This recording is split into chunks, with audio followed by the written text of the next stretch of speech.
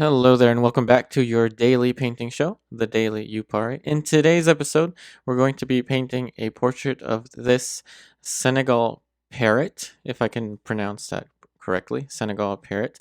And this photo reference that we'll be using today was actually sent to me through my Facebook by Maggie. So, Maggie, thank you so much for sharing a image of Boo Boo, your Senegal parrot. So, in today's episode, we're going to be doing a very quick and simple, almost abstract type of painting. I don't know, I just kind of felt like going more abstract today than my typical realism. I just like to have paintings that are more expressive sometimes with more loose and broad brushstrokes. And if you want to send me images of your own pets or wildlife photography to include in this daily painting show, please feel free to send them to me at my Instagram page. That is Yupari Fine Art on Instagram. And you can also share your images on my website as well. You can contact me on my website and also on my Facebook. All right, so we have the background now covered for the, I'd say that's the first layer for the background. I have two extra colors on my palette today. I have a phthalo green and I have a cadmium yellow light, I think it is. I gotta double check that, but in either case, all of the materials will be listed in the description box down below. So the phthalo, no, that's not phthalo green, that's phthalo blue and cadmium yellow light. These are actually two water mixable colors that were given to me at a painting session by someone. I can't remember who and I can't remember when, but I know that those colors I've had for a while.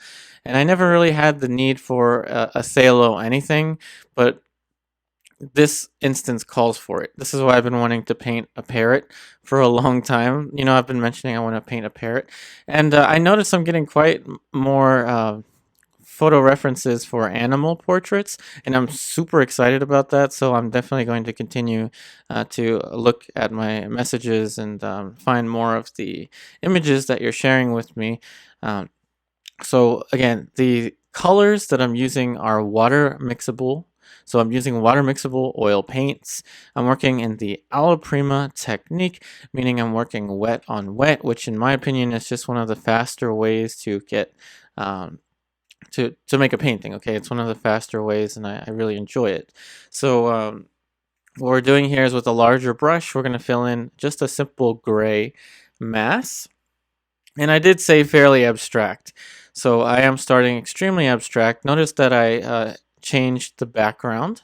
So the background was kind of a light gray with some some things in the background, but I edited the value composition. So I edited the composition to suit the parrot. I kind of wanted to bring out the green, the bright green of the parrot, and I also wanted to bring out, the light gray texture, the light gray feathers, and that's how I'm going to try to get that kind of contrast by having a darker background. See how abstract we're starting out this painting? And again, I'm never someone who's going to tell you you must paint in this way and always paint in that way.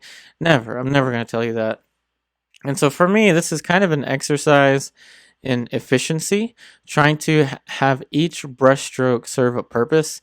I'm trying to go value per value, but I am going to be applying a little bit of a layering technique. Now, the colors that I'm using are primarily Winsor and Newton, the Winsor and Newton water mixables. But I do have two Holbein colors, and I'm not sure about the phthalo blue or the cadmium yellow. I'm pretty sure that those are also Holbein. But in either case, I'm going to have all that written out in the description box down below. Like I said, someone gave me those colors a long time ago, probably more than a year ago now, and I've just had them and didn't use them until now. All right, so now we have our first little halftone for the gray. Notice I kind of threw in some alizarin crimson for that mixture. So alizarin crimson, some of the ivory black, and now we're going to put in our second little layer here for the background. Now with the water mixables, if you're an oil painter that's only been using the traditional oil paints, the water mixables, at least with the Winsor and Newton and the Holbein Aqua Duo, they don't feel exactly like traditional oil paints, and I don't think they have quite the intensity to them. I don't think they have quite the tinting power, that is the chroma to them. So that's why I've been working on white for the past few days now, just because it helps bring out. Notice the green is super bright green, just because of the the white underneath is kind of shining through that kind of thin layer of the oil paint. And now we just put in another value change, another halftone for Boo Boo's beak. So that's going to be for the beak of the parrot. Remember, the parrot's name is Boo Boo. I really like that name, by the way. I used to live with an artist by the name Robin Fry in Philadelphia when I was a student. Sorry, that's my iPad. Anyway, I used to live with an artist by the name Robin Fry, and her cat was named Boo Boo. And Robin, if you happen to watch this by any chance, I really loved the name Boo Boo for a cat and for a parrot, any kind of pet. I really I want a pet named Boo Boo. I just like saying Boo Boo like every day. Wouldn't that be neat? Wake up every morning. Oh, hey, Boo Boo. In this case, the parrot, you would, say, oh, hey, Boo Boo, to your parrot. Anyway, getting carried away. So now we're putting in another lighter plane, and notice how easily the layer sticks. So the wet on wet layer. So that is titanium white and cobalt blue. So titanium white and cobalt blue. And that wasn't my iPad, by the way. Sorry, getting carried away. My iPhone is still broken, but I have I have service on my iPad now. You see this guy walking around with an iPad all the time. That's me. Anyway, so now the halftone that we're adding in for the beak is more in the bluish side. So that is cobalt blue that I'm using. And like I said, in the past few days, I don't like the strength of the cobalt blue or the ultramarine blue in the excuse me, in the water mixables. I really think that excuse me, I really think that I'm going to be on the lookout for a different brand. I hear Cobra is a really good brand, Cobra something, for water mixables. I really need a bright blue. I do miss the cobalt teal that I was using with traditional oil paints. In any case, now it's super simple. The division, I know I say that a lot. It's really simple, the division between all of these planes here. So now what I'm doing is I'm subdividing that large mass of color into smaller and smaller plane changes. So that's going to be a little bit of a plane change. I don't know what that's called. I think it's the snout of the parrot. I don't know. I'm not an expert in the anatomy of parrots. But I think that little plane change is where the bird maybe smells. I have a bearded dragon. The bearded dragon has a little hole by the beak where it can smell. Maybe it's the same thing. I don't know.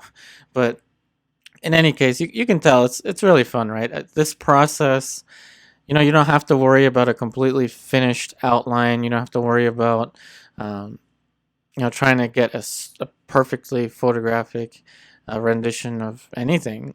It's more fun. This is much more of an abstract kind of painting. So we'll call this like, an abstract realist painting. Okay.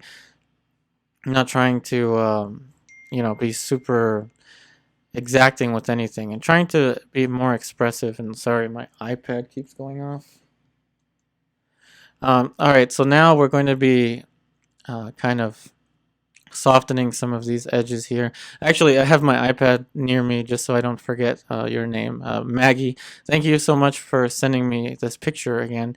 And another reminder, so if you have images of wildlife, so wildlife photography, or pictures of your pets that you would like to send me to share with me, no promises that I'll pick and choose any particular image. I don't want to make this like a contest of who's sending me whatever pictures.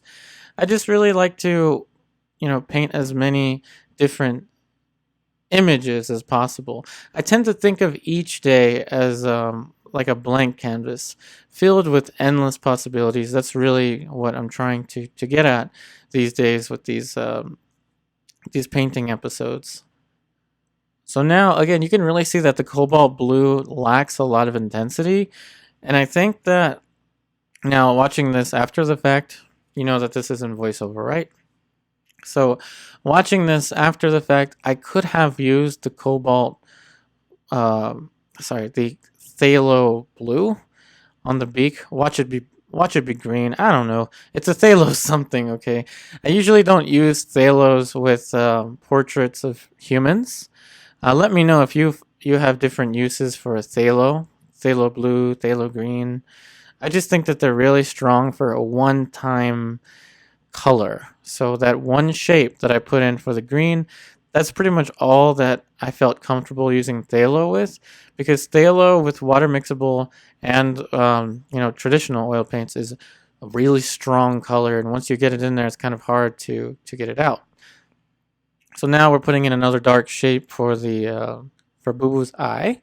So that's a little bit of the alizarin crimson with the ivory black. So alizarin crimson and ivory black. And ivory black. I can't speak today. Alizarin crimson and ivory black gave us that dark reddish color for Boo Boo's iris. And now we're going to be painting in a little bit of the, I guess it would be the sclera, right? The sclera for the parrot. I don't know. But anyway, it's the light of the eye. Like I usually say with the human portrait, I'm so used to saying that the light of the eye is like gray and some flesh tone. In this case, it's not. It appears to be more yellowish, which is again why I really love painting, excuse me, animal portraits or wildlife paintings, just because there's so much variety. There's so much that you can't really approach it in the way that you approach like figure drawing or something like that, because you don't know the anatomy as much. Now you can take the time to study and get to know the anatomy of the parrot or something like that. That's perfectly valid. I just think that it's fun sometimes to approach paintings from completely different end of the spectrum. That is, kind of expressive and abstract. Notice that even the eye is too big. We're actually going to adjust that later on. The proportions aren't exact, but tell you what, this is a fun painting. This was totally a blast to paint. It was a quick painting, a swift painting, and I want to, share that experience with you, share that kind of joy that it is to create wildlife paintings in this kind of way.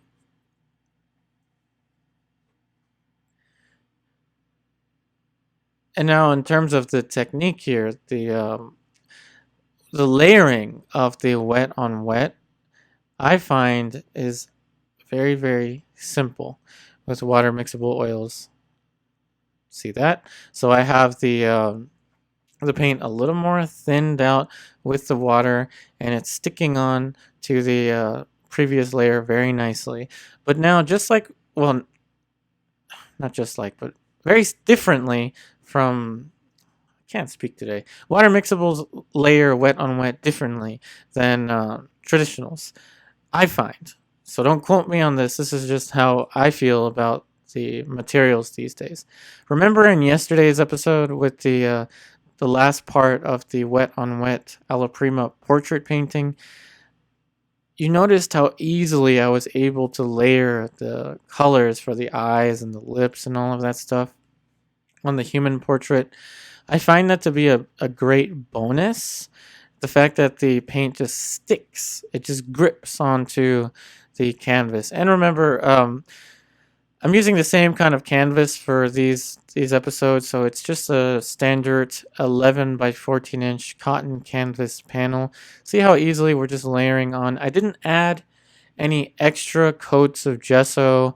I didn't add any.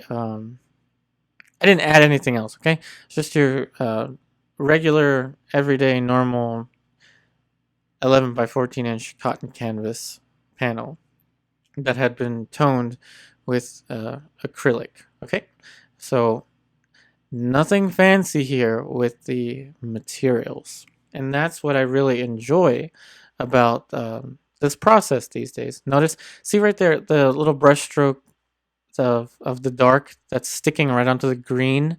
Now, if you're watching this in 1080p, if you're watching this in HD, the highest quality you can watch, especially in a nice big screen TV, um, you can really see the way that the paints are layering onto the each layer. So you can see how it just sticks onto the surface. It really is a nice mix between what I suspect acrylic is like and oil. Now I know I've made some paintings, I made one acrylic portrait painting video, and I think that was it because I struggled with the material so much.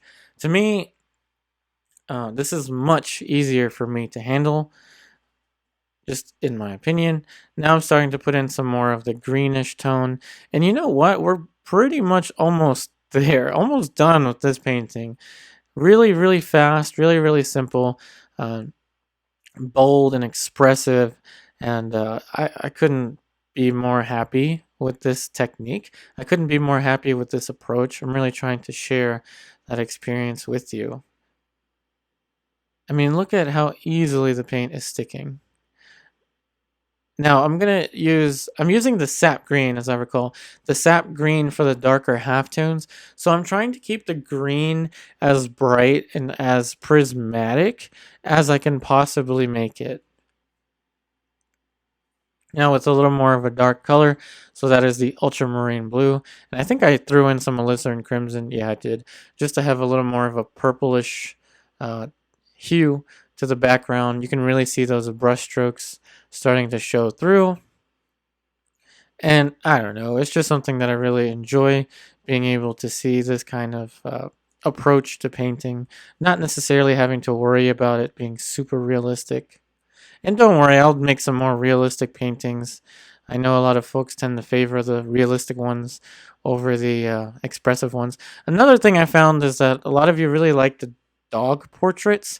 So yeah, keep sending me the photo references of the dogs. I do plan on featuring another dog painting in tomorrow's episode, so I guess that's a kind of a sneak peek. But I really do find that people enjoy dogs, I guess, over tortoises, over turtles. We'll see about with if people really like parrots. I love parrots. I really, as an artist, I really enjoy the colors that they have. I really enjoy like the variety and different patternings that these wonderful birds have. All right, so now we're going to layer in a little bit of the cadmium red and the cadmium orange. And so that layering wasn't as successful as I wanted it to be, but I think it's okay. Now, the thing that I may have done wrong was put too much water. Maybe in hindsight, I should have used palette knife and, you know, kind of just put it impasto with the red, but I wasn't thinking about that at the moment. So there, we're just subtracting a little bit of the light of the canvas just to have a little more of a brighter tone. And let's just throw in that bright green color. And with only 2 minutes left in today's episode, I think we're just going to soften some edges now. You know what that means. Softening the edges means we'll make it look a little more realistic, but remember, I want this to be a kind of more expressive, abstract approach to creating a portrait of a Senegal parrot. Now you see that I've softened almost everything, including obliterating the eye a little bit. So I had it too large, and so I'm shrinking it down, but I think I could have still made it smaller. I'm not sure. But now I'm just showing you a little bit of the wet on wet technique. So I'm just adding an extra layer of the cadmium yellow and the titanium white into the, I guess you could call that the sclera for Boo Boo. Remember, the sclera is the light of the eye on a human. I have no idea if it's called the same thing with a parrot, and if it is, let us know down in the comment section down below.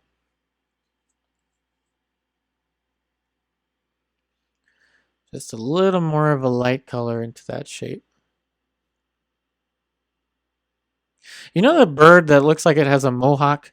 I can't remember what kind of bird that is, but there's like a kind of cream colored bird that looks like it has a mohawk. If you have any pictures of that kind of bird, please send me, share those pictures with me on Instagram.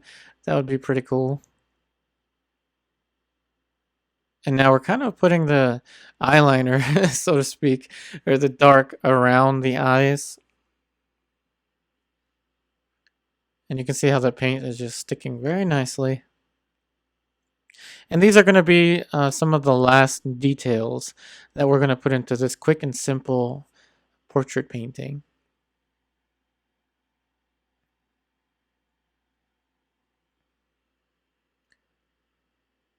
Just a quick and simple little adjustment there. And I think that's going to be about it. So let's just go ahead and drop a signature onto this painting. And yes, that was water in that cup. I know it looks kind of like Kool-Aid or something else, but anyway, yep, just using water to thin out the paints. That being said, I hope that you enjoyed today's episode, and remember, in a world that can be so negative, be the spark that ignites positivity among all of us. I really do hope that you have a wonderful day, and I'll be back with our next episode tomorrow.